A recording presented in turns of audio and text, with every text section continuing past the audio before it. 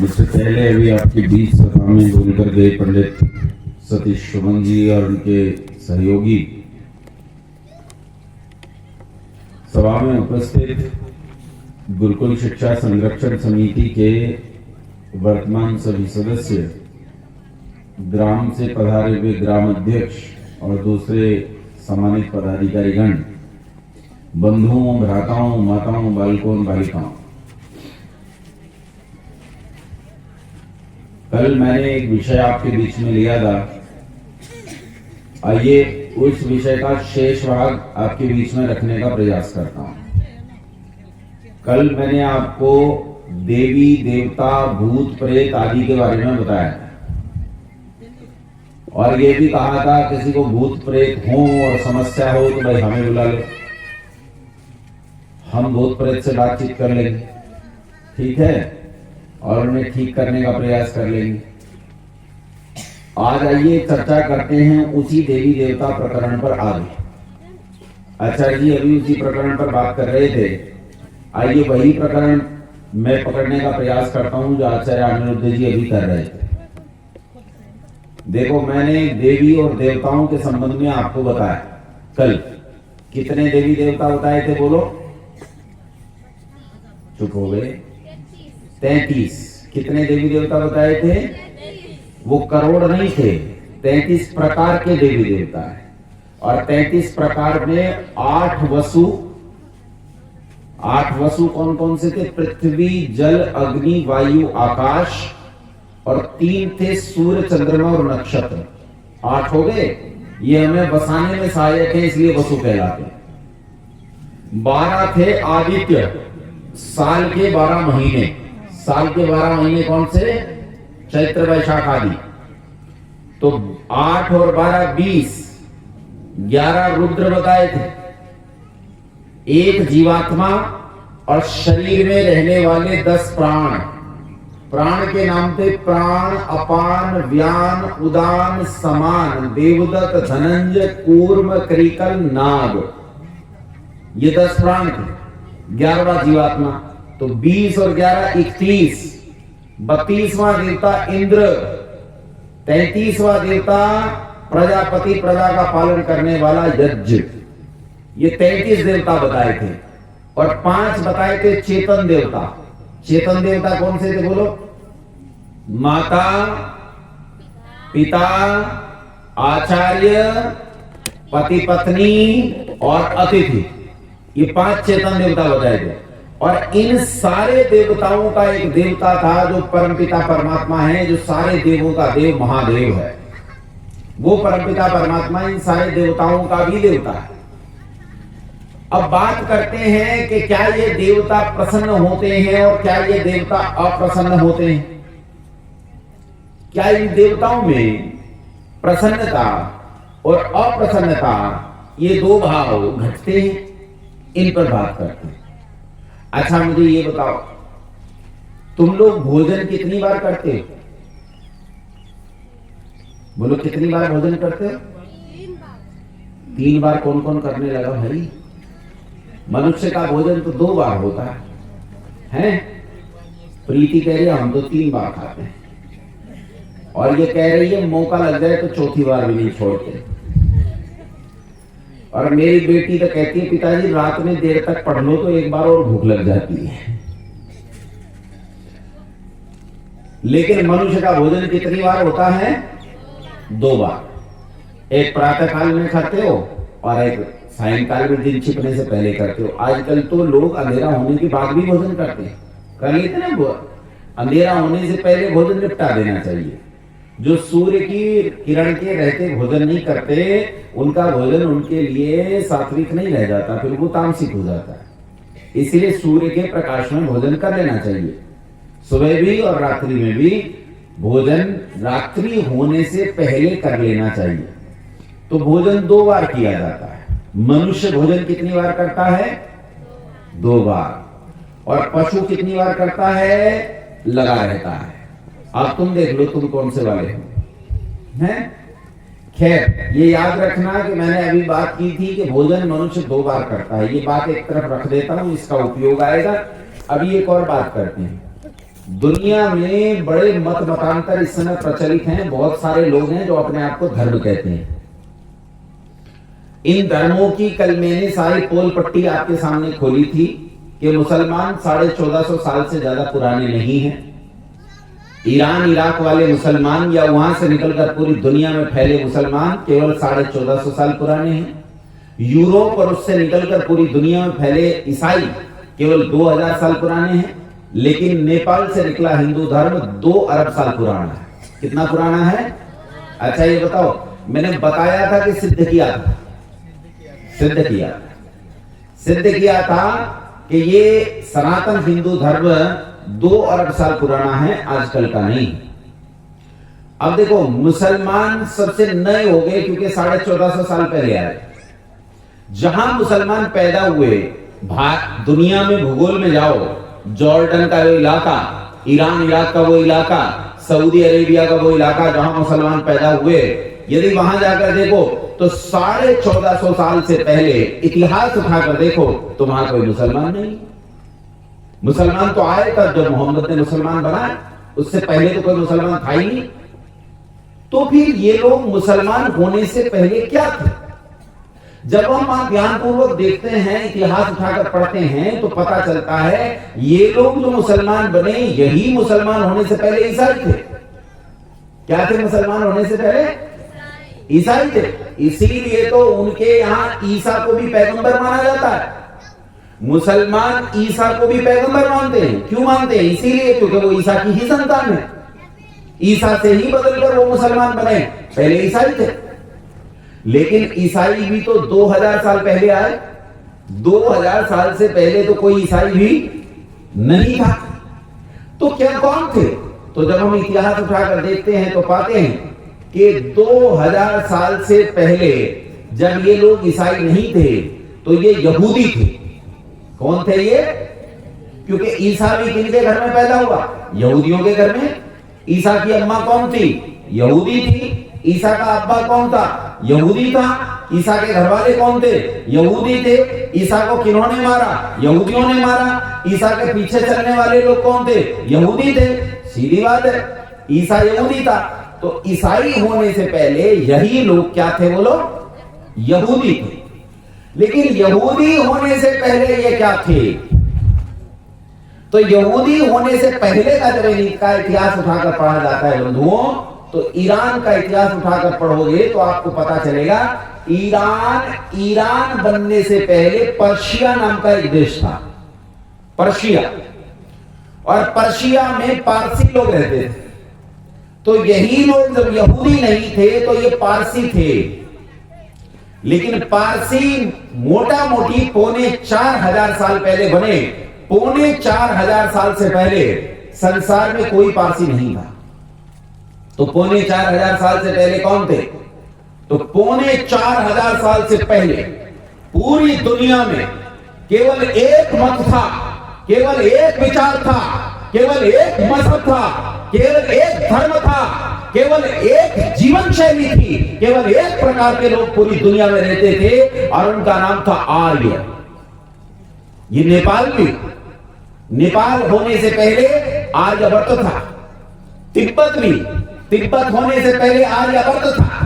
भारत भी, भारत होने से पहले आर्यवर्त था। पाकिस्तान भी, पाकिस्तान और उससे पहले भारत और उससे पहले कुछ और होने से पहले आर्यवर्त था। और यहीं से निकलकर पूरी दुनिया में ये लोग फैले और पूरी दुनिया में केवल एक जाति निवास करती थी और उस जाति का निवास नाम था आर्य जाति। उस आर्य जाति की उत्पत्ति इसी तिब्बत और नेपाल के क्षेत्र में हुई। यही आर्य जाति की उत्पत्ति हुई। और आर्य जाति की यह उत्पत्ति आज से 1,96,8,53,124 साल पहले हुई। यही आर्य जाति जब उत्पन्न हुई तो इन्हीं के साथ वेद का प्रकट हुआ। वेद प्रकट हुआ और वेद के प्राकट्य के बाद यही रीति रिवाज पूरे संसार में फैले।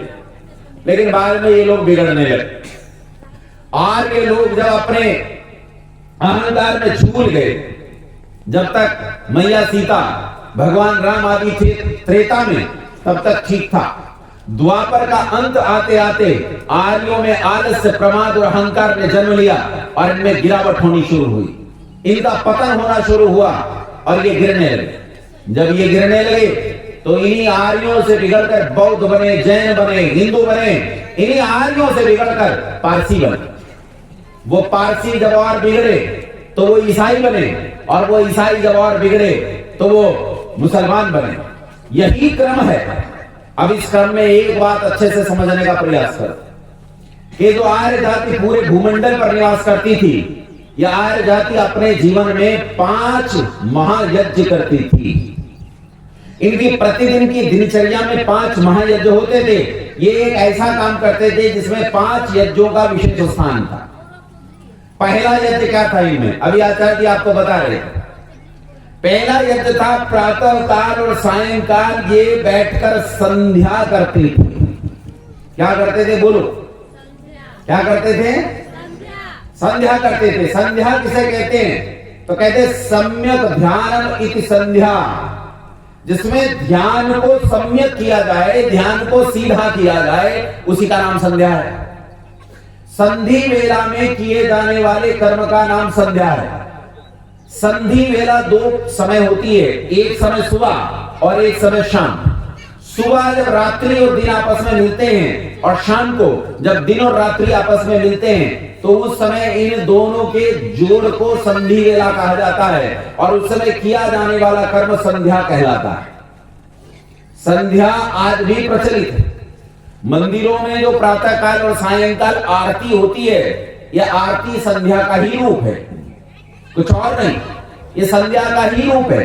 बस आजकल क्योंकि हम संस्कृत भूल गए हैं, इसीलिए हम लोग नेपाली भाषा में आरती करने लगे। इससे पहले हम संस्कृत में ही आरती किया करते थे, और ये आरती जब आरती नहीं थी तब ये संध्या थी।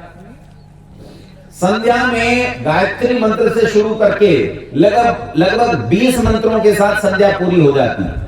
संध्या के 3 चरण हैं, ईश्वर स्तुति, प्रार्थना और उपासना। इन 3 चरणों में संध्या की जाती है। संध्या ऐसी वस्तु थी जिसे आर्य लोग गर्दन जाए लेकिन संध्या छोड़ने को तैयार नहीं थे। संध्या किसी सूरत में वो छोड़ने के लिए तैयार नहीं थे।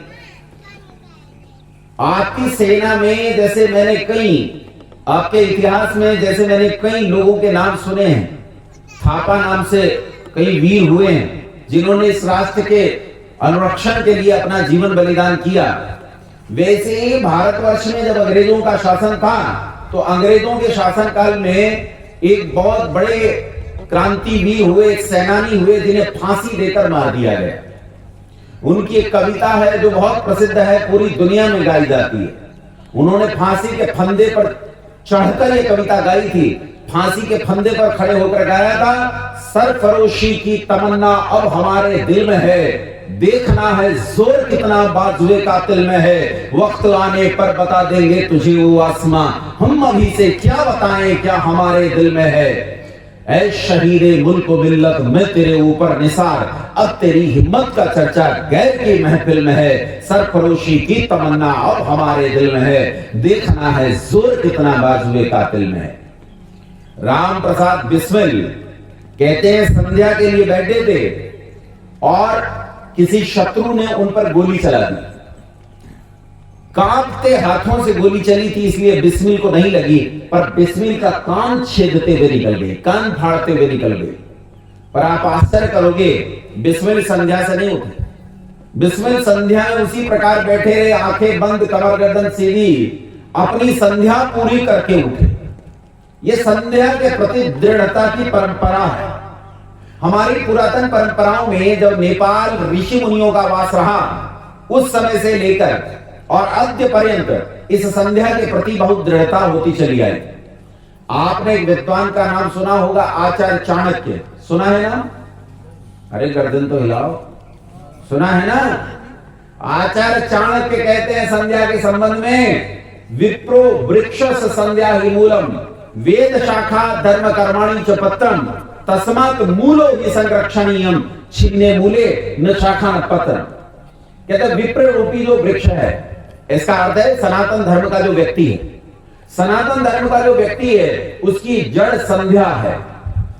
वेद उसका तना और शाखाएं, धर्म और कर्म उसके टहनियां और पत्ते। कहता है अगर इस पेड़ को बचाना चाहते हो तो आप बताओ क्या बचाना चाहिए, टहनियां, फूल, पत्ते, तना या जड़?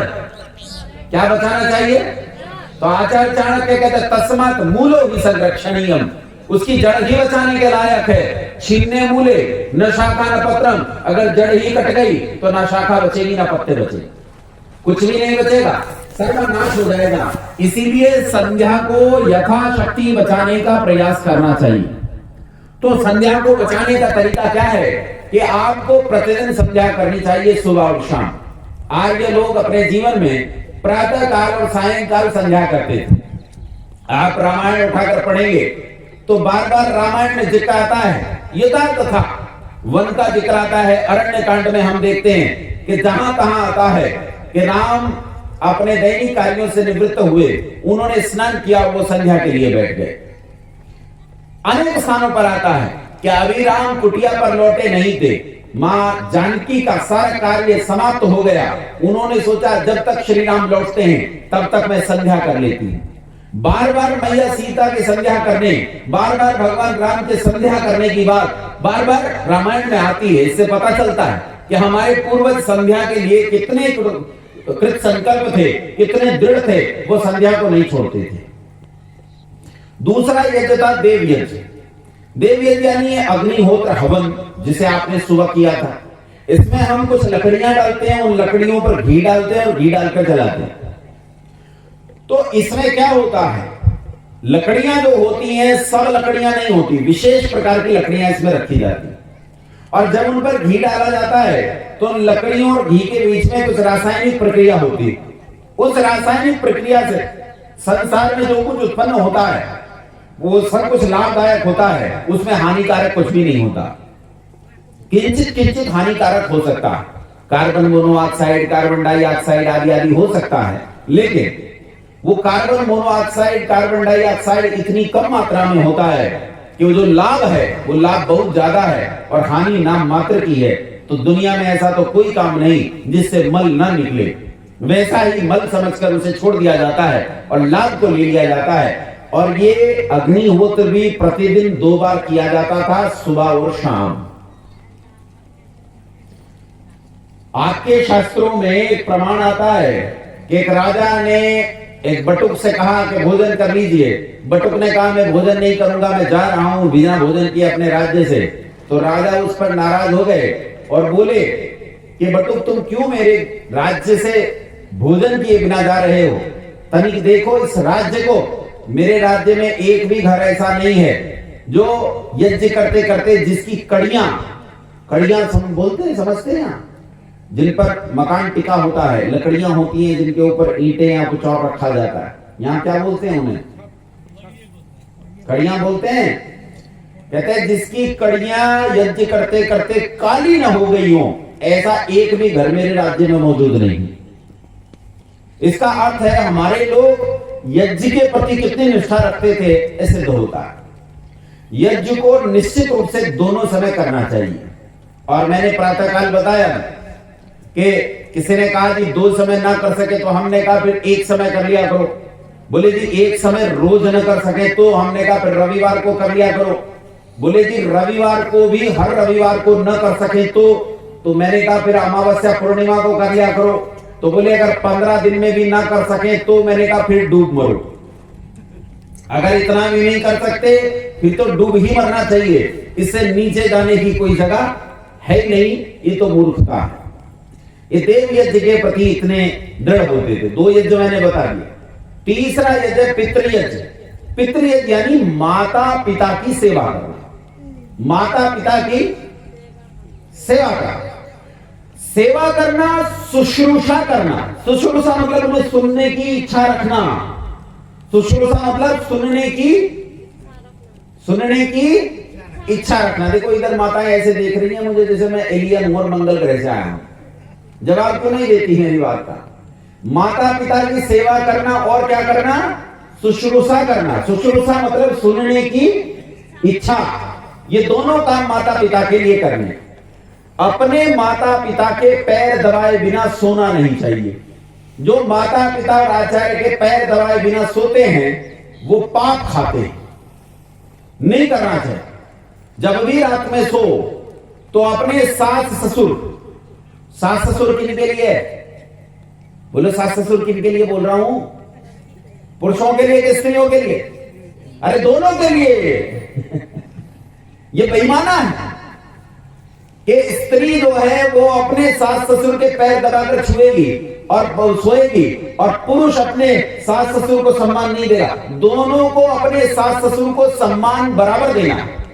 अच्छा ये बताओ, पति पत्नी एक दूसरे का आधा आधा हिस्सा है कि नहीं है? हाँ ना बोलो, हैं? तो इसके माता पिता उसके माता पिता हैं, और उसके माता पिता इसके माता पिता हैं। दोनों को एक दूसरे के माता पिता को माता पिता मानना पड़ेगा और उतना ही सम्मान देना पड़ेगा। अपन पुरुष लोग क्या करते हैं, स्त्रियों से अपेक्षा करते हैं कि ये तो मेरे माता पिता को मम्मी डैडी बोला है, लेकिन मैं इसके माता पिता को बोलूंगा कि तेरी मां, तेरे पिताजी, तेरे बाबूजी, उनके तो तेरे होते हैं, और मेरे वालों को अगर तूने मां पिताजी नहीं कहा तो मैं कत्ल कर दूंगा। ये गलत बात है। दोनों के माता पिता हैं। जब विवाह हो जाता है तो कहते हैं स्त्री मानो पुरुष के हाथ बिक चुकी और पुरुष मानो स्त्री के हाथ बिक चुका। यानी अब उनके लिए स्त्री और पुरुष के संबंध में अन्य संसार की दूसरी सब स्त्रियां मां बेटी बहन के समान हैं। राम जी के संबंध में आता है, जब शूर्पणखा आई राम जी के पास, शूर्पणखा को क्या सोचते हो? राक्षसी है। अपने क्षेत्र की सबसे सुंदर स्त्री थी वो, जिसके नाखून भी शूर्प के समान सुंदर थे। इतनी सुंदर स्त्री थी उस इलाके में, शूर्पणखा जैसी सुंदर स्त्री दूसरी नहीं थी। कुछ समालोचक इतिहासकार तो यहां तक लिखते हैं कि शूर्पणखा की आयु बहुत ज्यादा थी, अन्यथा वो मां भगवती जानकी सीता से भी ज्यादा सुंदर थी। जब शूर्पणखा राम जी के पास गई तो राम जी से कहती है कि मेरे जैसी सुंदर युवती इस पूरे इलाके में नहीं है, और आप जैसा सुंदर युवक मैंने अपने पूरे जीवन में नहीं देखा। मैं आपसे विवाह करना चाहती हूं, मुझसे विवाह करो। तब राम जी कहते मेरा तो हो गया। वो बैठी तो उसने कहा कोई बात नहीं, बैठी है बैठी रहे, मुझे तेरी एक पत्नी से कोई मतलब नहीं, मैं पत्नी होते हुए भी तुझसे विवाह कर लूंगी। राम जी बोले पर मैं तो नहीं करूंगा। अरे तू ही तो कर लेगी, मैं नहीं कर सकता है। क्योंकि राम जी तो जानते थे कि मां भगवती जानकी जो है नेपाल से आई।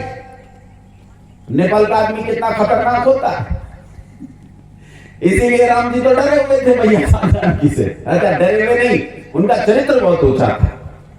वो शूर्पणखा से कहते हैं कि देखो मैं तुम्हें स्वयं के विषय में बताता हूं। राम जी कहते हैं कि मैंने आज तक शरीर से, अपने प्राण से, अपनी आंखों से, अपने श्वास से, अपनी जीवा से, अपनी त्वचा से, शरीर की किसी भी इंद्री से किसी दूसरी स्त्री को देखना तो बहुत दूर की बात है, सीता के अतिरिक्त आज तक मेरे मन में किसी दूसरी स्त्री का विचार तक नहीं आया।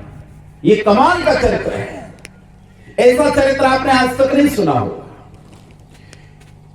राम जी ने स्पष्ट मना कर दिया, साफ साफ मना कर दिया। यहां ये चीज देखने में आती है, इसे ध्यान से सुनना। मैं पितृयज्ञ के संबंध में कह रहा हूं कि राम जी मां भगवती जानकी से कितना प्रेम करते हैं, और इतना प्रेम करते हैं इसीलिए वो जनक को पिताजी कहकर पुकारते हैं। क्या कहकर पुकारते हैं? पिताजी कहते हैं, और अपने पिता की तरह भगवान जनक के पैर छूते हैं। तभी तो मैया सीता अपने पति के पिता और उनकी माता को सास ससुर नहीं माता पिता मानकर उनका सत्कार करती है। और दोनों पति पत्नी अपने माता पिता की सेवा और शुश्रूषा कैसी करते हैं। जब मां कैकेयी ने दशरथ से कहा कि राजन आपने 2 वर दिए थे, एक वर में मुझे चाहिए भरत के लिए 14 साल का वनवास, कहते हैं दशरथ ने एक क्षण नहीं लगाई। रामायण उठाकर पढ़ो तो विचार भी नहीं किया दशरथ जी ने। उन्होंने कहा भरत के लिए 14 वर्ष का, भरत के लिए राज तिलक, भरत के लिए क्या मांगा था मां कैकेयी ने? माफ करना शायद मैंने वनवास कह दिया। भरत के लिए मांगा था क्या? राजतिलक। और दशरथ जी ने एक क्षण नहीं लगाया, तुरंत कहा तथास्तु, दिया। उन्हें कोई आपत्ति नहीं हुई राजतिलक देने में, राज्य देने में भरत को कोई आपत्ति नहीं हुई। आपत्ति कब हुई? जब दूसरा वर मांगा। दूसरा वर क्या मांगा मामा कैकेयी ने? राम जी के लिए 14 साल का वनवास। तब दशरथ डोल गए, कहते हैं कुछ भी मांग ले लेकिन इस वर को लौटा ले, इस वर को लौटा ले। मैया कैकेयी अड़ गई, बोले ना मुझे तो यही चाहिए। तो पूरे घर में कोहराम मचा हुआ था। भगवान राम कहीं बाहर से आए, उन्होंने पूछा घर में ऐसा सन्नाटा क्यों है, इतनी परेशानी की बात क्यों है? किसी ने कहा कि कैकेयी ने, माता ने दशरथ से 14 साल का वनवास तुम्हारे लिए मांग लिया। तो राम जी क्या कहते हैं जानते हो? अगले दिन सुबह 4 बजे राजतिलक होना था राम जी का, और ये बात रात्रि में 1 प्रहर बीत जाने के बाद हो रही। राम जी लौट कर आए, उन्हें कहा कि 14 साल का वनवास तुम्हारे लिए मां कैकेयी ने मांग लिया है दशरथ जी से, और उनके पास वर सुरक्षित है। तो राम जी क्या कहते जानते हो? कहते बस इतनी सी बात। 14 साल के वनवास को कहते बस इतनी सी बात। अरे ये कौन बड़ी बात है, मैं यूं गया और यूं आया, 14 साल लगते ही कैसे हैं? ऐसे जाऊंगा ऐसे आ जाऊंगा। और कहते हैं जरूर मां कैकेयी ने इसमें कुछ सोचा होगा। मां कैकेयी जितनी विदुषी है ना, वो खाम मेरे लिए 14 वर्ष का वनवास नहीं मान रही। इस 14 वर्ष के वनवास के पीछे कोई बड़ा रहस्य छिपा है, कुछ न कुछ बड़ा धर्म छिपा है, किसी अधर्म का नाश लिखा है इसके पीछे। जरूर मां कैकेयी मेरे हाथों को चाहती है। और राम जी ने झोला उठाया, जंगल की ओर चल दिए। सीता जी बोली कहां जा रहे हो? कहा जंगल जा रहा हूं। बोला मैं भी जंगल जाऊंगी। कहा नहीं तू यहीं रहे, तू तो राजा के घर से आई है। बोली है तो तू भी राजा के घर से, तू जंगल रह सकता है तो मैं क्यों नहीं रह सकती? साथ गई, लक्ष्मण गया, मैं भी जाऊंगा साथ में। जाने को तो सारी प्रजा तैयार थी, लेकिन ये तीनों चले गए। यहां मैं आपसे ये कह रहा हूं, पितृयज्ञ होता है माता पिता को प्रसन्न रखना। बोलो क्या करना? माता पिता को भोजन से, छागन से उनका सिर दबाओ, हाथ दबाओ, पैर दबाओ, गला दबाओ। गला भी दबाते हो क्या? गला नहीं दबाना कहीं गला दबा दो। बोले आचार्य जी ने कहा था भाई इसे दबाना है, तो मुझे तो यही दबाने की जगह दिख रही है, इसके बाद कुछ दबाने की जरूरत ही नहीं बचेगी। तो ऐसा नहीं कर देना, उनकी सेवा करनी, शुश्रूषा करनी। ये माता पिता को जब सेवा करते हैं तो इसे कहते हैं पितृयज्ञ। पितृयज्ञ के बाद आता है अतिथि यज्ञ। क्या आता है? अतिथि यज्ञ कहते हैं बिना तिथि के जो हमारे घर आ जाए। कौन? सन्यासी, वानप्रस्थी, गुरुकुल में पढ़ने वाला ब्रह्मचारी, या कोई गृहस्थ विद्वान। यदि ये 4 हमारे घर आ जाएं, जो समाज का कल्याण चाहते हैं, संसार का कल्याण चाहते हैं, तो हम इनकी सेवा और शुश्रूषा माता पिता के समान करें। इसे अतिथि यज्ञ कहते हैं। इन्हीं का नाम अतिथि है और किसी का नाम अतिथि नहीं।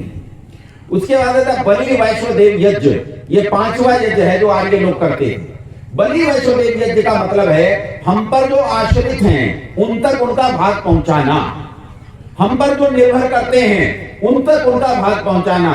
इसे बलि वैष्णोदेव यज्ञ कहते हैं। जैसे आजकल भी तो थोड़ा थोड़ा होता है। पहली रोटी, अरे माओ मेरी ओर ध्यान दो, पहली रोटी किसकी? अरे बोल पड़ो। मैं तो यहाँ सुना है कि गांव जो है थारू समाज का है। थारू समाज गाय में बड़ी श्रद्धा रखता है। तुम्हारे मुंह से तो आवाज नहीं निकल रही। बोलो पहली रोटी गाय की और आखिरी रोटी कुत्ते की। ठीक तो कह रही हो, पर डर डर के क्यों कह रही है? पहली रोटी गाय की और आखिरी रोटी कुत्ते की। और चींटी निकल आए घर में तो क्या डालती थी हमारी माताएं? चीनी डालती थी, आटा डालती थी। अपना भाग लेके चींटी चली जाएगी। चिड़िया हमारे द्वार पर आती थी तो हम चिड़ियों के लिए दाना डालते, गर्मियों के दिनों में उनके लिए पानी रखते। अर्थात हम पर जो आश्रित है पूरा का पूरा पशु पक्षी समाज, उस पशु पक्षी समाज के लिए हिस्सा निकालना, इसका नाम बलि वैष्णोदेव यज्ञ। अब ध्यान से सुनना, तुम अपनी पाली हुई गाय को अगर खाना देते हो, यह तुम्हारा कर्तव्य है। ये बलि वैष्णोदेव यज्ञ नहीं, बल्कि उस गाय तक, इन्हें रोको, यहां बात नहीं करनी। पाली हुई गाय को रोटी देना ये कर्तव्य के अंतर्गत आता है, लेकिन ऐसी गाय जो निराश्रित है, जिसका कोई सहारा नहीं है, उस तक रोटी पहुंचाना ये बलि वैश्व दे दिया जाएगा। तो 5 महायज्ञ होते थे संसार भर में, पूरे भूमंडल पर फैले हुए नारियों के। पहला यज्ञ क्या था बोलो? संध्या। मेरे पीछे बोलो पहला, अरे मेरे पीछे तो बोलो, बोलो संध्या। दूसरा हवन, तीसरा पितृयज्ञ, चौथा अतिथि यज्ञ और 5वां बलि वैश्व देव यज्ञ। हाँ, बलि वैश्व देव यज्ञ, ये 5 हो गए। ये 5 यज्ञ ये निश्चित रूप से करते थे और किसी सूरत में इनके छूटते नहीं। लेकिन इन आर्यों से बिगड़कर बने पारसी। क्या बने बिगड़कर? अब बिगड़ गए तो भूल गए कि 5 महायज्ञ क्या होते थे। लेकिन ये याद रहा कि हमारे पिता 5 महायज्ञ करते थे, इसलिए उन्होंने यज्ञ करना जारी रखा। ये भूल गए कि क्या क्या थे। तो उन्होंने क्या किया, अपने घर में वेदी बना ली और वेदी में दिन में 5 बार घी डालकर अग्नि को जलाते रहे। पूरी दुनिया में पारसी चाहे जहां रहते हो, आज भी उनके घर में वेदी होती है, उस वेदी में घी डालते हैं और अग्नि को जलाए रखते हैं। परंपरा नेपाल की, और पालन कौन कर रहे हैं? पारसी कर रहे हैं, पारसी कर रहे हैं। उसके बाद पारसियों से बिगड़कर बने यहूदी। यहूदियों के तो उतना भी याद नहीं रहा जितना पारसियों के रहा, ये और बिगड़े थे। लेकिन अपने माता पिता की 5 यज्ञ करने की परंपरा को भूले नहीं। इन्होंने कहा ये वेदी का काम तो मुश्किल है, दिन में 5 बार मोमबत्ती जला लेंगे। दुनिया में जहां भी आज यहूदी रहते हैं, दिन में 5 बार मोमबत्ती जलाते हैं। आज भी उन्होंने 5 महायज्ञ नहीं छोड़ा। परंपरा किनकी? नेपाल की। पालन कौन कर रहे हैं? यहूदी। यहूदियों से बिगड़कर बने ईसाई। ईसाइयों ने कहा भैया ये दिन में 5-5 बार मोमबत्ती जलाने का काम भी मुश्किल, इसे आसान कर लेते। तो उन्होंने कहा रविवार के दिन चर्च में एक ही दिन जाएंगे और वहीं मोमबत्ती जलाएंगे। और ध्यान से जाना, कभी इनका चर्च देखना, उसमें मोमबत्ती स्टैंड में 5 मोमबत्ती रखने की जगह होती है। कितनी मोमबत्ती रखने की जगह होती है? 5। इसका मतलब उन्होंने भी 5 महायज्ञ नहीं छोड़ा। परंपरा नेपाल की, पालन कौन कर रहे हैं? ईसाई। ईसाइयों से बिगड़कर बने कौन? मुसलमान। मुसलमानों ने कहा ये मोमबत्ती जलाने का काम ही बिना मतलब का है, बहुत समय लगता है। इससे आसान है कि दिन में 5 बार परमात्मा का नाम ले लिया जाए, यही 5 महायज्ञ हो जाएगा। और दुनिया में कहीं भी मुसलमान रहता हो, आज भी 5 वक्त क्या करता है? नमाज पढ़ता है। आज भी दिन में 5 बार अजान देता है। वो आज भी दिन में 5 बार जैसा भी कैसा उसने अल्लाह सुखा बना रखा है, उसका नाम लेता है, ईश्वर का नाम लेता है और आज भी 5 महायज्ञ को करता है। परंपरा किसकी? नेपाल की। मना कौन रहा है? मुसलमान, पूरी दुनिया में फैला हुआ। अच्छा, सब मान रहे हैं 5 महायज्ञ को, किन्होंने छोड़ दिया? शर्म करो, बोलो किन्होंने छोड़ दिया? हमने छोड़ दिया, हमारी परंपरा, और हमने छोड़ दी, बाकी सारी दुनिया पालन कर रही है। इसलिए 5 महायज्ञ आपको प्रतिदिन करने चाहिए। बोलो करने चाहिए कि नहीं? संध्या करने का उपाय बताता हूं। तुम्हें सामूहिक रूप से बैठकर अगर संध्या करोगे तो मुश्किल से 5 से 7 मिनट लगती है संध्या करने में। आपको सामूहिक रूप से बैठकर याद करने पर संध्या मुश्किल से 10 दिन में याद हो जाएगी। जब तक संध्या याद न हो तो तुम 20 बार गायत्री मंत्र का जाप कर सकते हो। आप फिर कुछ कहेंगे कि हमें तो गायत्री मंत्र भी याद नहीं है। कोई बात नहीं, 20 बार सुबह और शाम बैठकर, दोनों समय बैठकर 20 बार ओम का जाप कर सकते हो। बोलो कर सकते हो कि नहीं? कर सकते हैं ना 20 बार ओम का जाप? बस। और मंत्र याद करना जारी रखो, है ना। मंत्र याद करते रहोगे तो ठीक है, वो याद हो जाएगा धीरे धीरे, फिर ओम से तुम मंत्रों पर आ जाओगे।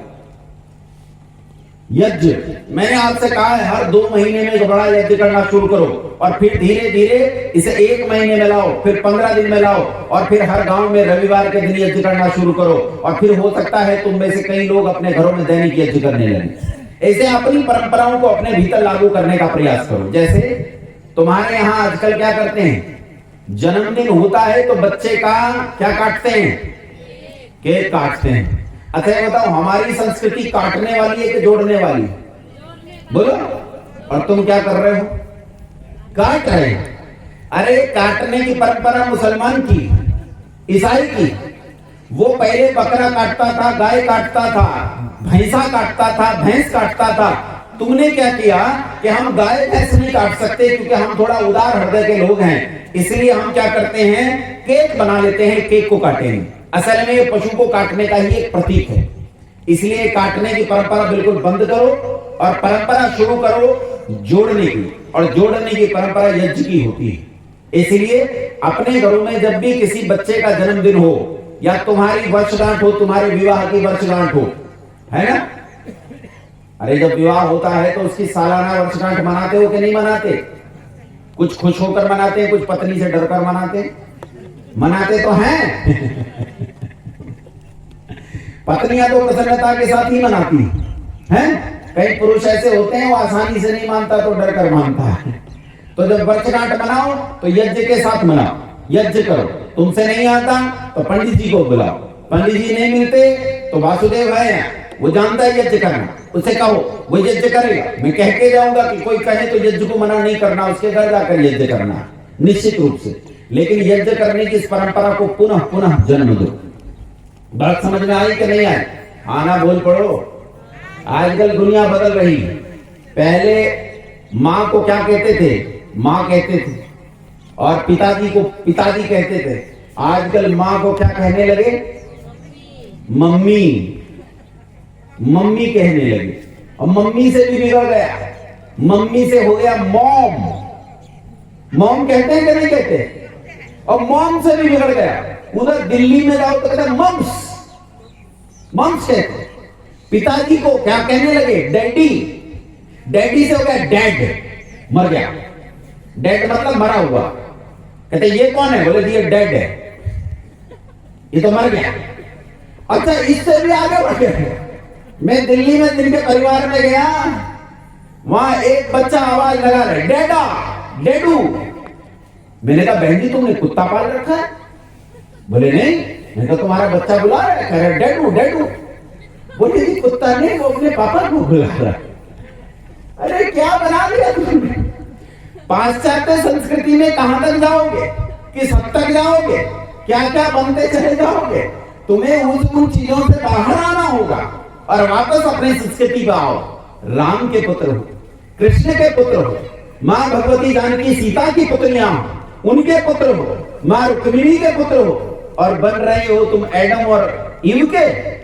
तुम्हें तो पता ही नहीं है एडम और ईव कौन थे और क्या करते।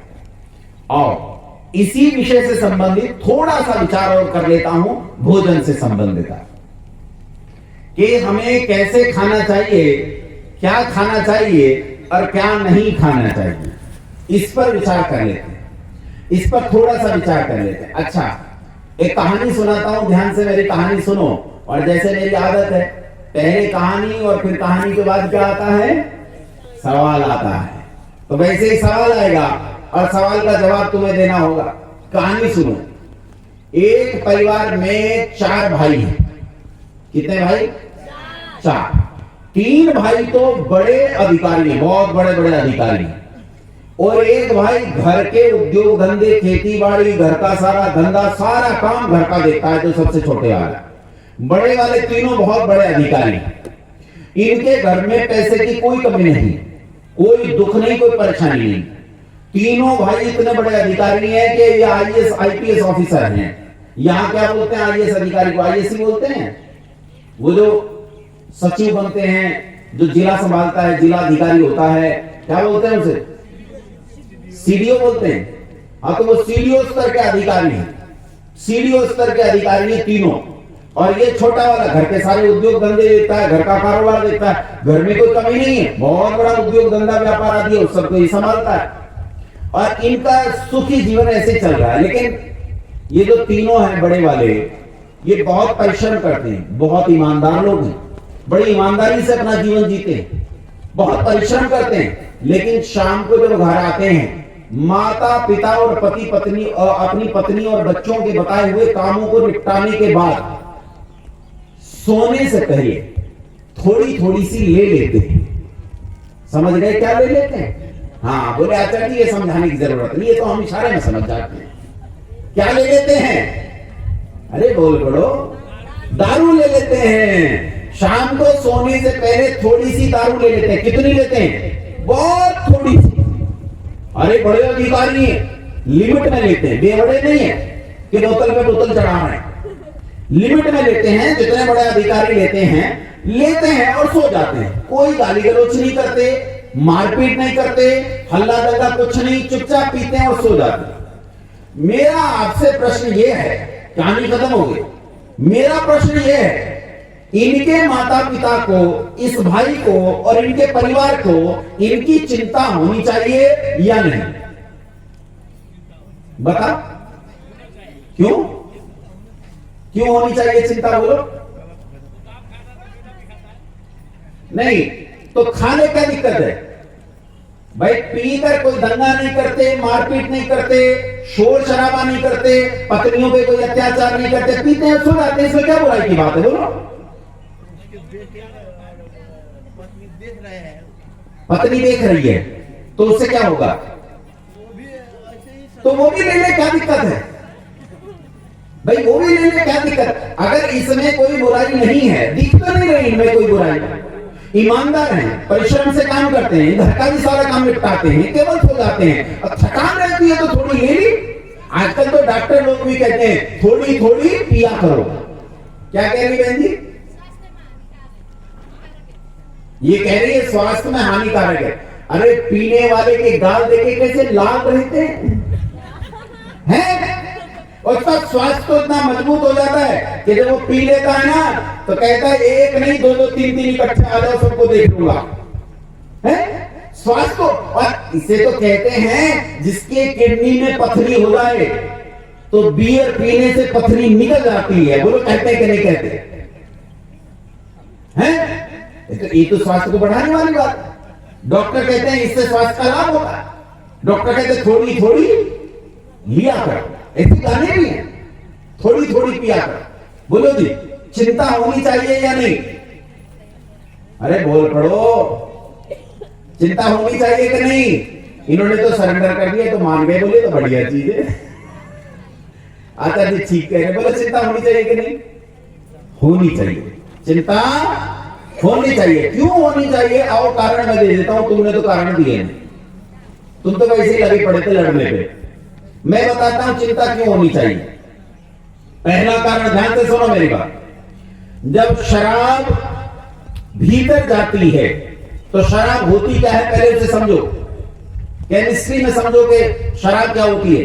3 प्रकार का अल्कोहल होता है, प्राइमरी, सेकेंडरी और टर्शियरी। इसमें सेकेंडरी और टर्शियरी तो औषधियां, प्राइमरी जहर है। इसी में जो एथिल अल्कोहल होता है C2H5OH, ये एथिल अल्कोहल शराब होता है।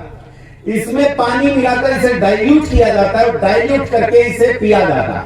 40% तक इसे डाइल्यूट किया जाता है, कई बार 50% तक डाइल्यूट किया जाता है और इसे लिया जाता है। जब ये अल्कोहल आपके मुख से शरीर में जाता है तो यहां लार ग्रंथियां होती हैं 6, उसमें से लार निकलती है। उस लार में मिलकर अल्कोहल जब पेट के भीतर जाता है तो यहां एक थैला होता है जिसे बोलते हैं स्टमक या अमाशय।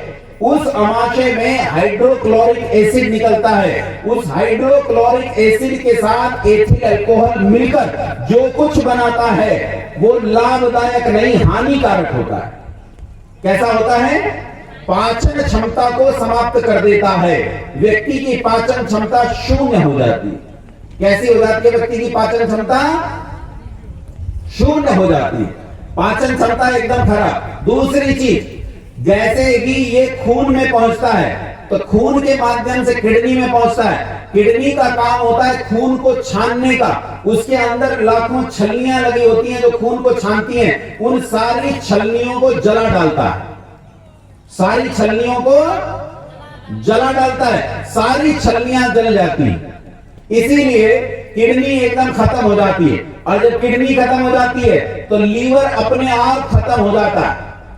शराब पीने वाले की ज्ञानेंद्रियां नष्ट हो जाती हैं, यानी आंख से देखने की ताकत घट जाती है, कान से सुनने की ताकत घट जाती है, नाक से सूंघने की, जीभ से चखने की और त्वचा से स्पर्श की ताकत घट जाती है। इसीलिए संसार में शराब पिए हुए किसी व्यक्ति की बात को अदालत नहीं मानती। बोलो मानती है क्या? नहीं मानती। अगर उसने शराब पी रखी है तो ये माना जाता है कि ये जो बोल रहा है इसे कुछ पता नहीं है क्या बोल रहा है। शराब पिए हुए व्यक्ति को गाड़ी चलाने का भी अधिकार नहीं है, क्योंकि उसका अपनी इंद्रियों पर नियंत्रण नहीं है। अब बोलो चिंता होनी चाहिए कि नहीं?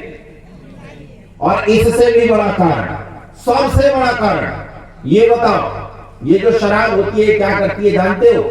ये शराब तुम्हारे शरीर में संचित ऊर्जा को नष्ट कर देती है। जैसे ही आदमी शराब पीता है तो जो तुम्हारे शरीर में ऊर्जा है वो एकदम सारी इकट्ठी होकर खर्च हो जाती है।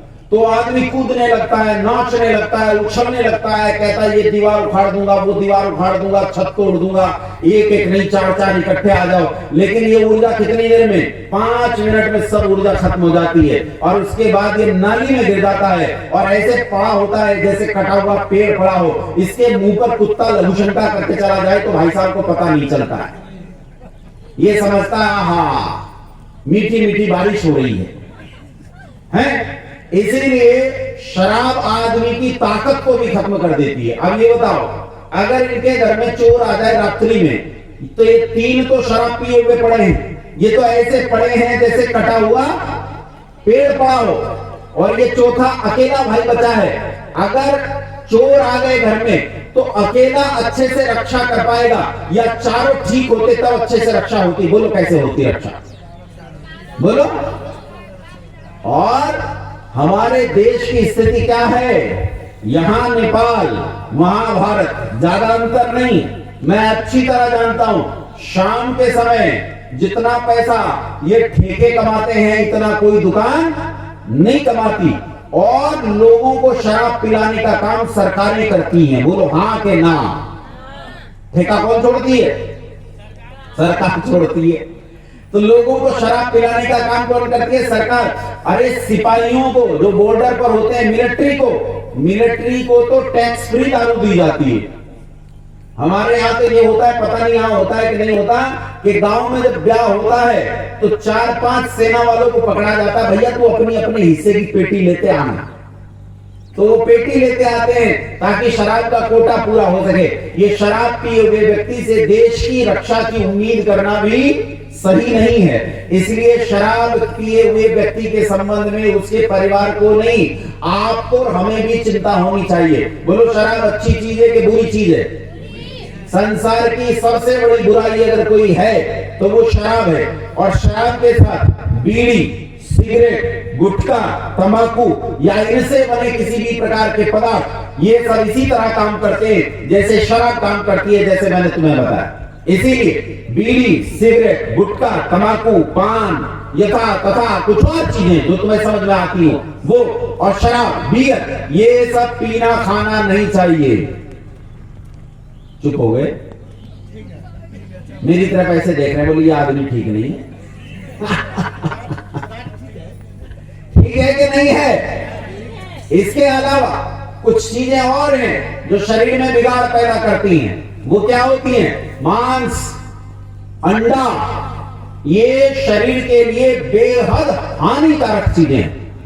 कैसे हानिकारक चीजें? ध्यान से सुनो। मांस मनुष्य का भोजन नहीं है।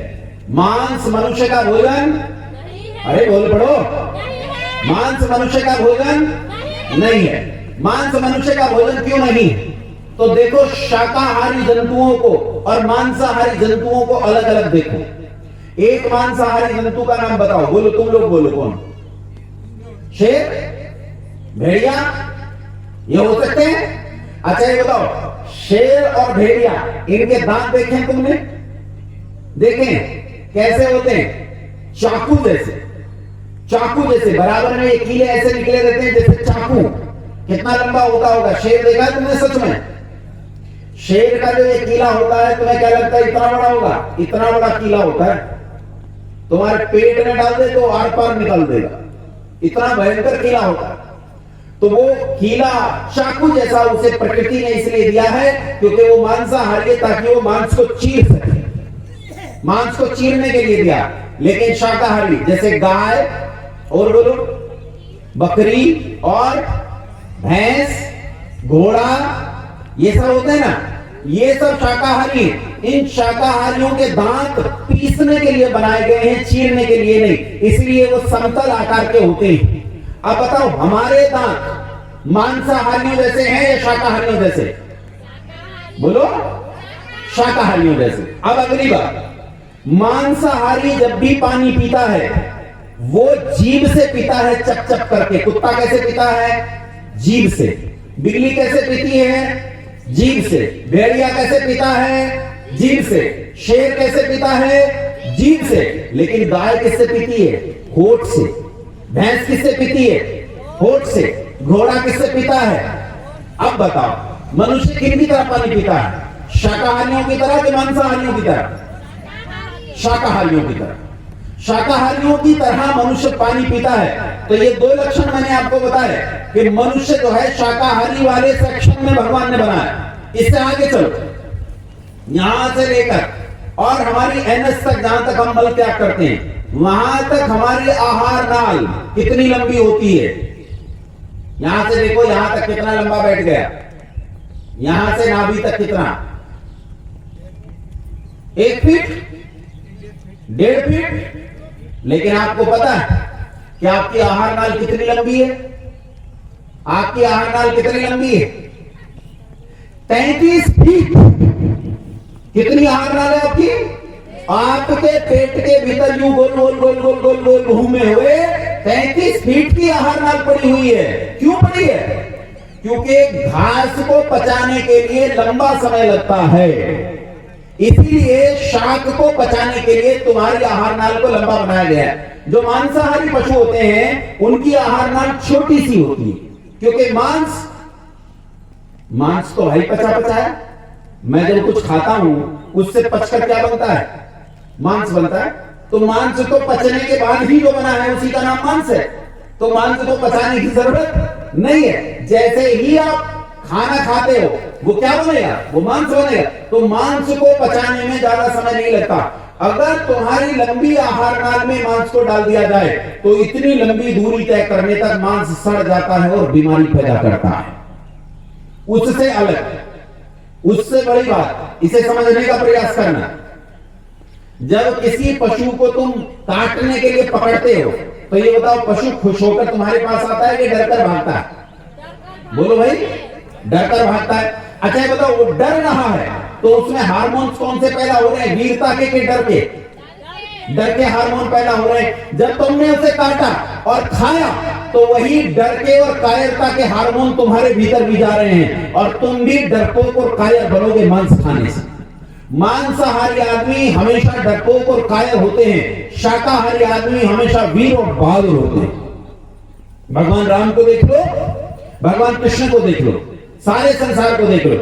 यूं भगवान राम के संबंध में न जाने कितनी झूठी बातें प्रचलित हैं। कहते हैं वो तो हिरण को मारने के लिए दौड़े थे। एकदम झूठी बात। मां सीता ने राम जी से कहा था, उठाकर वाल्मीकि रामायण कभी पढ़ना, जो मूल रामायण है उसे उठाकर पढ़ना। मां सीता ने भगवान राम से कहा था कि आप लोग तो जंगल में चले जाते हो लोगों की समस्याएं सुनने, उन्हें ठीक करने, और मैं अकेली रह जाती हूँ कुटिया में, मेरा मन नहीं लगता। ये हिरण बहुत सुंदर लग रहा है, आप इसे पकड़ कर ला दो भगवान राम, मैं जब आप नहीं रहोगे तब इसके साथ खेला करूंगी। खाने के लिए नहीं मंगा रही थी, खेलने के लिए मंगा रही थी। लेकिन झूठा आरोप लगा दिया गया। झूठा आरोप ईसाइयों और मुसलमानों के द्वारा लगाया। इसलिए बंधुओं, हमारी परंपरा में कहीं भी मांस भक्षण की कोई निश्चित बात, मतलब ऐसी बात कि तुम्हें खाना चाहिए, ऐसा कहीं नहीं है। वेद निषेध करता है कि मांस नहीं खाना चाहिए, नहीं खाना चाहिए, नहीं खाना चाहिए। अंडा खाना चाहिए या नहीं? लोग कहते हैं कि अंडे में प्रोटीन होता है। अंडे में प्रोटीन होता है? मैंने कहा दाल में भी प्रोटीन होता है, चने में प्रोटीन होता है और सोयाबीन में प्रोटीन होता है, वो खा ले। तो कहता है देखो जी तुमने ठीक कहा दाल में प्रोटीन होता है तो मैं दाल भी खाऊंगा, लेकिन अंडे में भी तो होता है तो मैं अंडा भी खाऊंगा, मुझे जहां से प्रोटीन मिलेगा मैं वहीं से खाऊंगा। मैंने कहा अपनी बात पर डटे रहना, बोले पक्का डटा रहूंगा। मैंने कहा छोड़कर भागना मत, बोले बिल्कुल नहीं भागूंगा। मैंने कहा ये बता जब रात्रि में सो के सुबह उठता है तो सबसे पहले कहां जाता है? बोला शौचालय में जाता हूं। मैंने कहा क्या करता है? बोले शौच करता है। मैंने कहा उठाकर मेडिकल साइंस पढ़ ले, उस शौच में 8 से 9% प्रोटीन होता है। अब खा, तू तो कह रहा है जहां से प्रोटीन मिलेगा खाऊंगा, अंडे से मिलेगा अंडा खाऊंगा, दाल से मिलेगी दाल खाऊंगा, अब शौच से प्रोटीन मिल रहा है तो खा। तो कहता नहीं ये खाने की चीज नहीं है। तो मैंने कहा मैं भी तो ये कह रहा हूं अंडा खाने की चीज नहीं है। और फिर अंडे में प्रोटीन कहां से आया? मुर्गी से। और मुर्गी प्रोटीन कहां से लाई? तो मुर्गी तो नाली में से गंदे कीचड़ खाती है, शौच खाती है, गंदे कीड़े खाती है, गंदी से गंदी किसी ने थूक दिया, किसी ने बलगम फेंक दिया, किसी ने नाक से कुछ डाल दिया है, उसे खा रही है मुर्गी, इससे प्रोटीन बना रही है। मैं कह रहा हूं तुझे यही प्रोटीन चाहिए तो मुर्गी को बीच में से हटा दे, सीधा प्रोटीन पे लग जा। सारे गांव में नालियां बिखरी पड़ी है, सारा प्रोटीन खा दे, सफाई करने की हमें जरूरत नहीं पड़ेगी। बोले जी ये गंदा होता है, इसे कौन खाए, इसमें से दिक आएगी। हमने कहा गंदे का उपाय हम बता देंगे। अरे कैप्सूल के खोल आते हैं, कैप्सूल में भर भर के खा ले। तो कहता है ये खाने की चीज नहीं है। तो मैंने कहा मैं भी यही कह रहा हूं कि ये खाने की चीज नहीं है। अच्छा अंडा और क्या होता है? अंडा होता है मुर्गी की माहवारी। क्या होता है अंडा? मुर्गी की। देखो क्या होता है माहवारी, मैं बताता हूं। दुनिया में जितनी मादा हैं जो स्तनधारी है या अनेक पक्षी वर्ग की मादाएं हैं, उन मादाओं में शरीर से एक स्राव निकलता है, हर महीना स्राव निकलता है। पुरुषों स्त्रियों में भी निकलता है, मनुष्यों में भी निकलता है। इसी स्राव को माहवारी कहते हैं या मेंस्ट्रुअल साइकिल कहते हैं, मेंसिस कहते हैं। मुर्गी में यही माहवारी 24 घंटे में एक बार निकलती है, इसे ही अंडा कहा जाता है। 24 घंटे में एक अंडा आता है और तुम अंडा खा रहे हो, मुर्गी की माहवारी पी रहे हो और सोच रहे हो मुझ में बड़ी ताकत आ रही है। ये मूर्खता की बात है, इसमें कुछ भी सत्यता नहीं है। इसलिए अंडा, मांस, मछली खाना, शराब पीना, तंबाकू, सिगरेट, बीड़ी या इनसे बने पदार्थ खाना, ये किसी भी सूरत में तुम्हारे लिए तुम्हारी परंपराओं का नहीं है, तुम्हारी परंपराओं से विपरीत है, तुम्हारी परंपराओं के अनुकूल नहीं है। इसे अपनी परंपराओं के अनुकूल जीवन जीने का प्रयास करो, अपनी परंपराओं में जीने का प्रयास करो। अपनी परंपराओं में नहीं जियोगे तो बड़ी हानि हो जाएगी। इसलिए जैसा शास्त्र ने कहा है वैसा तुम्हें खाना चाहिए। शास्त्र ने कहा है सात्विक भोजन करना चाहिए। कैसा भोजन करना चाहिए बोलो? सात्विक भोजन। सात्विक भोजन शाक पात से बना होता है। अब इसमें टर्मिनोलॉजी आती है, एक शब्दावली आती है शाकाहार और मांसाहार की। ये टर्मिनोलॉजी तुम्हें बहकाने के लिए बनाई गई है। शाकाहार मांसाहार कुछ नहीं होता, कहना चाहिए भक्ष और अभक्ष, क्या खाने लायक है और क्या खाने लायक नहीं। जैसे कुछ लोग तुम्हें बहकाने का प्रयास करेंगे कि दूध तो पशु के शरीर में से आता है इसीलिए वो मांस जैसा है। ये मूर्खता की बात है, क्योंकि दूध पशु के मांस में से नहीं आता। दूध पशु की एक ग्रंथि में से आता है और उस ग्रंथि का नाम है स्तन ग्रंथि। स्तन ग्रंथि का स्राव होता है, ना ये खून है ना ये मांस। जो लोग कहते हैं कि ना जी हम तो इसे खून मांस मानेंगे, तो मैं उन्हें चुनौती देता हूं, मेडिकल साइंस के आधार पर तुम सिद्ध करो कि ये खून या मांस में से कोई एक है। इसमें तो कोशिका ही नहीं होती मेरे भाई। 90% तो इसमें पानी होता है और 10% इसमें SNF होता है, सॉलिड नॉन फैट। और 9% इसमें सॉलिड नॉन फैट होता है और 6% इसमें होता है फैट। ये मिलकर बनता है दूध। दूध एक ग्रंथि का स्राव है। ठीक वैसे ही जैसे किसी पेड़ से गोंद निकलता है, वैसे ही पशु के शरीर से दूध निकलता है। तो दूध हमारे लिए खाद्य पदार्थ है और ना ये मांसाहार में आता है ना शाकाहार में आता है, ये दुग्धाहार में आता है। इसलिए दूध पीने में कहीं कोई समस्या नहीं है। मांस बिल्कुल नहीं खाना चाहिए, अंडा नहीं खाना चाहिए। मांस और अंडे से संबंधित चीजों का पूरी तरह निषेध करना चाहिए और इन्हें अपने समाज में पनपने नहीं देना चाहिए। ये ठीक वैसी ही बुराई है जैसी बुराई शराब है। जैसे शराब व्यक्ति की बुद्धि को खराब करती है, वैसे ही मांस और अंडा भी व्यक्ति की बुद्धि को खराब कर देता है। एक दिन व्यक्ति की बुद्धि ऐसी हो जाती है कि वो मां को मां, बहन को बहन और पुत्री को पुत्री समझना बंद कर देता है। दुनिया में ऐसे ऐसे लोग हैं, इतने गुंडे बदमाश लोग हैं जिन्होंने अपनी ही पुत्री के साथ विवाह कर लिया। ऐसे गुंडे बदमाश लोग हैं, नाम नहीं लूंगा, नहीं तो कई मजर यहां जलकर खड़े खड़े राख हो जाएंगे और कई लोग उनके जो हिमायती है उन्हें परेशानी होगी, इसलिए नाम नहीं ले रहा हूं। पर ढूंढोगे, पढ़ोगे तो तुम्हें पता चल जाएगा कि किसने किया था अपनी बेटी के साथ विवाह। 57 साल की उम्र में 6 साल की बच्ची के साथ विवाह करके 9 साल की उम्र में उसके साथ बलात्कार किया। ऐसे लोग मांसाहारी होते हैं, मांसाहारी की प्रवृत्ति खराब हो जाती है। आज नहीं तो कल होगी, कुछ पीढ़ियों के बाद होगी, लेकिन जरूर होगी। इसलिए मांस, अंडा, शराब, बीड़ी, सिगरेट, गुटखा, तंबाकू ये सब नहीं खाना चाहिए, पूरी तरह निषिद्ध रखना चाहिए। इन्हें खाने का कोई औचित्य नहीं। बात समझ में आ गई? बात समझ में आ गई? चलो, शाम के लिए प्रश्न देता हूं, जैसे मैं प्रतिदिन देता हूं। शाम के लिए एक प्रश्न देता हूं, शाम को जब आओगे तो इस प्रश्न पर विचार करके आना। संसार में बहुत सारे धर्म हैं, हिंदू, मुस्लिम, सिख, ईसाई, बौद्ध, जैन, पारसी, यहूदी आदि आदि और पता नहीं क्या क्या है। तो विचार करना कि तुम्हारा धर्म क्या है। विचार करना कि तुम्हारा धर्म क्या है। वैसे तो तुम्हें लगेगा हमें तो पता है हमारा धर्म क्या है, लेकिन जब मेरे सामने बैठोगे तब पता चलेगा ना धर्म क्या है। यह सोचना कि धर्म क्या है, धर्म किसे कहते हैं, धर्म क्या होता है और तुम्हारा धर्म क्या है, इस पर विचार करना। शाम को धर्म पर चर्चा करेंगे। धर्म किसे कहते हैं, धर्म को मानने के क्या क्या लाभ हैं और धर्म को छोड़ने की क्या क्या हानियां। प्रातः काल मुझसे किसी ने प्रश्न पूछा था कि यज्ञ क्यों करना चाहिए, वो यहां है कि नहीं है। वो नहीं है, देखो अब मैंने उत्तर दिया तो वो नहीं। मैंने कहा भी था कि अपराह्न काल में उत्तर दूंगा। जी बहन जी। पिता परमेश्वर जो अभी आकर जी है, तो उसका मैंने पुस्तक भी पढ़ के देखा। इसमें जो है एक क्रिश्चियन द्वारा चला है, इसमें क्या होता है कि राम का भी कीर्तन कर देते, भजन गाते हैं। और बैठो बैठो, मैं बताता हूँ, कोई नहीं, मैं बताता हूँ। देखो, पिता परमेश्वर कोई धर्म नहीं है, अपितु पिता परमेश्वर एक संस्था है। पिता परमेश्वर क्या है? एक संस्था है, और यह संस्था ईसाइयों ने बनाई है। ईसाइयों ने हिंदुओं को बेवकूफ बनाने के लिए एक संस्था बनाई है जिसका नाम है पिता परमेश्वर। उसमें जैसे वासुदेव ने बताया कि वो राम कृष्ण का भी भजन कर देंगे, वो शिव का भी भजन कर देंगे और यीशु का भी भजन कर देंगे। धीरे धीरे आपको यीशु की तरफ लेकर जाएंगे और शनि शनि आपसे राम और कृष्ण छूट जाएगा, मैया जानकी सीता छूट जाएगी, यीशु और मरियम आपके जीवन में रह जाएंगे। जब मैं बहुत छोटा बच्चा था तो मेरे माता पिता बहुत संपन्न परिवार से थे, इसलिए मेरा नाम उन्होंने अपने शहर के सबसे बड़े स्कूल में लिखवाया।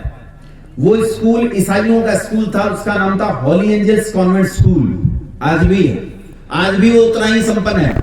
आज भी सांसदों की सिफारिशों से, विधायकों की सिफारिशों से, बड़े बड़े नेताओं की सिफारिशों से उसमें प्रवेश होते हैं। मेरा उसमें प्रवेश हो गया, मैं अंदर चला गया, तो वहां हमें राम के संबंध में भी कहानियां सुनाई जाती थी और यीशु के संबंध में भी कहानियां सुनाई जाती थी। लेकिन जैसे जैसे हम अगली अगली कक्षाओं में बढ़ने लगे तो धीरे धीरे राम और कृष्ण की कहानियां छूटने लगी, केवल यीशु और मरियम की कहानियां रहने लगी।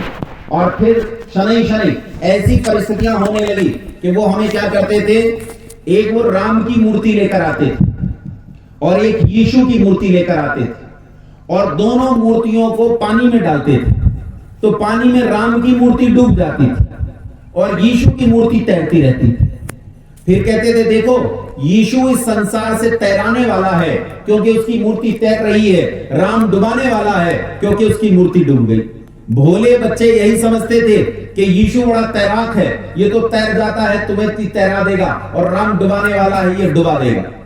लेकिन जब हमें कुछ समझ आई तो पता चला राम की मूर्ति पत्थर की बनाई थी और यीशु की मूर्ति लकड़ी की बनाई थी, तो लकड़ी तो तैरेगी और पत्थर डूब जाएगा। ऐसे भोले भोले छोटे बच्चों को बहकाकर उन्हें यीशु की तरफ प्रेरित किया जाता है। तो ये तुम्हें ईसाई बनाने की परंपरा है। आप तुम्हारे घर में ये पिता परमेश्वर वाले आए तो इनसे एक प्रश्न पूछना, एक प्रश्न पूछना, मैं प्रश्न देता हूं, इस प्रश्न का सही सही समाधान कर दे तो बिल्कुल ही पिता परमेश्वर संस्था में चले जाना, और प्रश्न का सही समाधान ना करें तो कहना तू झूठ बोलता है। अच्छा मुझे ये बताओ, बच्चे पेड़ पे लगते हैं कि माता पिता से पैदा होते हैं? अरे हाँ ना बोल पड़ो, माता पिता से पैदा होते हैं या पेड़ पे लगते हैं या जमीन से निकलते हैं? या मैं ये बाजा बजाऊं हारमोनियम तो इसमें से बच्चे निकलने लगेंगे। अच्छा अगर मैं ऐसा कहूं कि मैं हारमोनियम बजाऊंगा इसमें से बच्चे निकलने लगेंगे तो आप क्या कहोगे, सच बोल रहा हूं कि झूठ बोल रहा हूं? झूठ। बात समझ में आ गई? यीशु कैसे पैदा हुआ? यीशु कैसे पैदा हुआ? मैं एक पादरी के पास गया, मैंने कहा पादरी महोदय यीशु कैसे पैदा हुआ? बोले वो मरियम तो कुंवारी थी, विवाह हुआ नहीं था, बिना पिता के संतान कैसे पैदा हो सकती है? मैंने कहा यीशु कैसे पैदा हुआ? तुमने ये बंद कर दिया? कर ही दो, तुम्हारा चैनल बंद हो जाएगा। हाँ जो बात अगली कह रहा हूं खतरनाक है। यीशु कई के चैनल बंद करवा दिए। यीशु कुंवारी कन्या से पैदा हुआ। कुंवारी कन्या से कोई पैदा हो सकता? अरे बोलो, बिना पिता के कोई पैदा हो सकता? यीशु हो गया। मैंने पादरी से पूछा, पादरी महोदय यीशु कुंवारी कन्या से कैसे पैदा हुआ? तो बोले मरियम एक रात सोई हुई थी गहरी नींद में, रात में उसे सपना आया, सपने में उसे पिता परमेश्वर दिखाई दिया, और जैसे ही उसे पिता परमेश्वर दिखाई दिया मरियम गर्भवती हो गई। मतलब मेडिकल साइंस फेल, बच्चे पैदा करने की तकनीक बदल गई, खाद में खुदा आता है और गर्भ ठहर जाता है। मैंने कहा पादरी महोदय आप फंस गए। बोले मैं कहां फंस गया? मैंने कहा ये बताओ तुम पिता परमेश्वर की इबादत करते हो कि नहीं करते, उसकी प्रार्थना करते हो कि नहीं करते? बोला करता हूं। तो मैंने कहा सच्चे दिल से करते हो कि झूठे दिल से? बोला एकदम सच्चे दिल से करता हूं। मैंने कहा सुनो, मरियम तो कन्या थी, उसके पेट में बच्चेदानी थी, खाब में खुदा आया तो बच्चेदानी में गर्भ ठहर गया।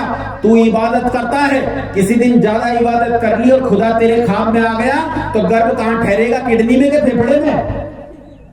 कहां ठहरेगा गर्भ? और ये सोचो कि एक बार सुबह सोते हुए आ गया खाब में, और एक बार रात में सोते हुए आ गया खाब में, और एक बार सुबह जागते हुए आ गया, तो अगले दिन जुड़वा पैदा होंगे।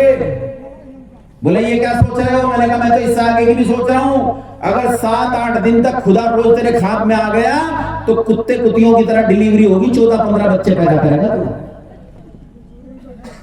तो अगली बार जब तो पिता परमेश्वर वाले आए तो उनसे कहना देखो मैया कौशल्या से हैं और भगवान दशरथ से भगवान राम की उत्पत्ति हुई, ठीक इसी तरह मां पिता जनक से और माता मिथिला से ये पैदा हुई, मैया जानकी पैदा हुई, इनसे मैया जानकी पैदा हुई है, जानकी की उत्पत्ति हुई। माता पिता से बालकों की उत्पत्ति होती है। ये बताइए यीशु की उत्पत्ति कैसे होती है? और ये कहे कि अकेले मरियम से पैदा हो गई तो बोलो सच बोलता है झूठ बोलता है? बोलो झूठ बोलता है, बस पोल पट्टी खुल जाएगी, पूछ लेना। फिर कहता है कि एक शैतान है जो खुदा के साथ लड़ता है और शैतान दुनिया को बहकाता है। अच्छा ये बताओ, अगर शैतान दुनिया को बहकाना चाहता है और खुदा शैतान को रोक नहीं पाता तो ताकतवर कौन है, शैतान के खुदा? बोलो। तो तेरा खुदा कमजोर है, हम तेरा क्यों माने? हम तेरा क्यों माने? हमारा सच्चिदानंद परमात्मा सर्वशक्तिमान है, उसके सामने किसी का कुछ नहीं उठता, वो जो चाहे सो कर सकता है भैया, और उतना ही करता है जितना नियम में बंध कर सकता है, मनमाना कुछ भी नहीं करता। तुम्हारे मनमाने ईश्वर की तरह नहीं है। इसलिए ये भोले भाले हिंदुओं को अपने जाल में फंसाकर ईसाई बनाने वाली संस्था है, इनके चक्कर में नहीं पड़ना। नेपाल की संस्कृति सनातन संस्कृति है, शाश्वत संस्कृति है। नेपाल वो देश है, नेपाल वो परंपरा है जिसने सारे संसार को जीना सिखाया, जिसने सारे संसार को उठना बैठना सिखाया। संसार में ऋषि मुनियों का देश अगर कोई है तो वो यही नेपाल है। इसी नेपाल से निकलकर ये ऋषि मुनि भारत और दुनिया के दूसरे देशों में फैले हैं। तुम अपने ऋषि मुनियों को छोड़कर दूसरों के नाजायज संतानों के चक्कर में पड़ते हो। यीशु तो नाजायज संतान था। किसी स्त्री को बच्चा पैदा हो जाए, उसका पति ना हो, बोलो जायज है क्या? ठीक नहीं है ना?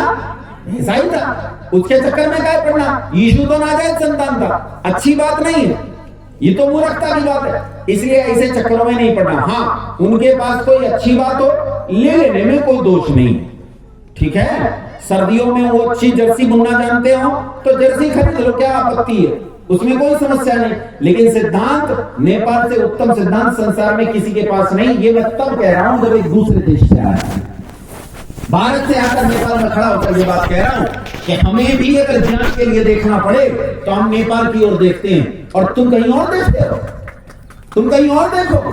सारी दुनिया तुम्हारी ओर देखती है कि वेद हमें नेपाल देगा, और नेपाल कहीं और देखे। इससे बड़ी गिरावट क्या हो सकती? इसलिए ना गिरो, उठो, उन्नति करो, और वहीं जाओ जहां तुम्हारे पिता थे, जहां तुम्हारी माताएं थी। तुम संसार की सर्वोत्तम संस्कृति के वाहक हो, तुम संसार में सर्वोत्तम संस्कृति के वंशज हो। मैं तुमसे कहता हूं, तुम उठो, जागो, नहीं तो संसार का नाश हो जाएगा। तुम ही यदि रहोगे सोए तो संसार को कौन जगाएगा? इसीलिए तुम जागो ताकि संसार जगे। बहुत धैर्य से आप लोगों ने सुना, समय भी पर्याप्त हो गया है, इसलिए आज के इस विषय को यहीं समाप्त करते हैं। रात्रि में 7 बजे विषय प्रारंभ करेंगे। यदि आप संस्कृत सीखने की ऑनलाइन कक्षाओं में जुड़ना चाहते हैं, अर्थात घर बैठे ही संस्कृत बोलना सीखना चाहते हैं, तो आप हमें दिए गए नंबर पर व्हाट्सएप करें अथवा कॉल करें। हम आपको संस्कृत की ऑनलाइन कक्षाओं में जोड़ लेंगे। यदि आप संस्कृत सीखने की कोई पुस्तक खोज रहे हैं तो भी आप हमें दिए गए नंबर पर व्हाट्सएप करें अथवा कॉल करें। हम आपको एक अच्छी संस्कृत की पुस्तक उपलब्ध कराएंगे।